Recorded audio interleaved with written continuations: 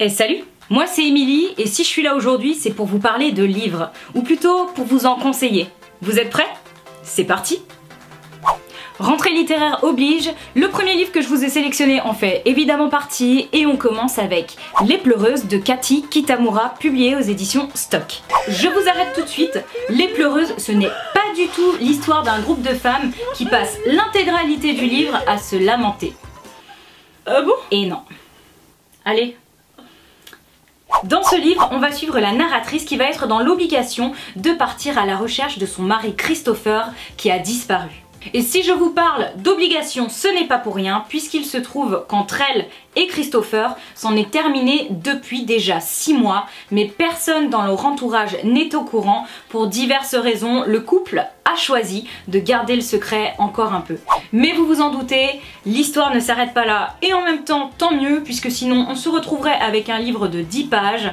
Voilà qu'en arrivant sur les lieux, elle prend conscience que quelque chose de vraiment louche est en train de se passer ici. Ce roman, c'est un roman introspectif. Préparez-vous à plonger dans les sentiments du personnage principal, dans ses questionnements sur l'amour, sur la perte et surtout sur son couple, puisque bien sûr, elle va avoir tout le temps de se poser toutes les questions possibles et inimaginables pour comprendre ce qui a fait qu'entre elle et Christopher, c'en est terminé.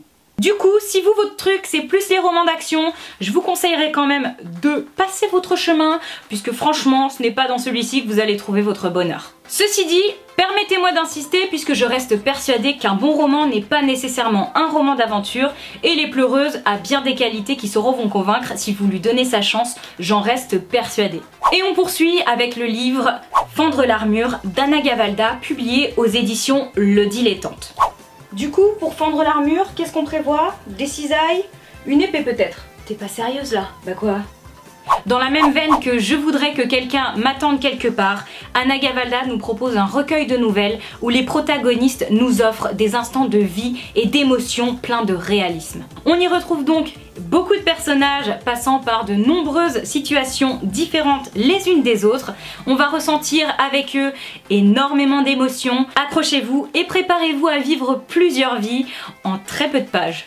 De la jeune fille qui est amoureuse de son travail mais très pessimiste quand il s'agit d'amour, au camionneur qui vient juste d'enterrer son fidèle compagnon qu'il a accompagné toute sa vie alors qu'il a vécu un événement traumatisant. Préparez-vous à retrouver ce style particulier propre à Anna Gavalda. Vous savez, ce vocabulaire un peu mordant qu'on ne retrouve nulle part ailleurs mais qui décrit à merveille les sentiments des personnages et qui nous permet forcément de nous attacher à eux. C'est une des raisons qui fait que ce livre est un véritable concentré de bonheur et d'espoir, mais ce n'est pas la seule, bien évidemment. Et je suis sûre que dans cet éventail de protagonistes, vous saurez retrouver celui qui vous fera battre le cœur. Alors maintenant, la véritable question, ça va être: qu'est-ce que vous attendez pour le lire?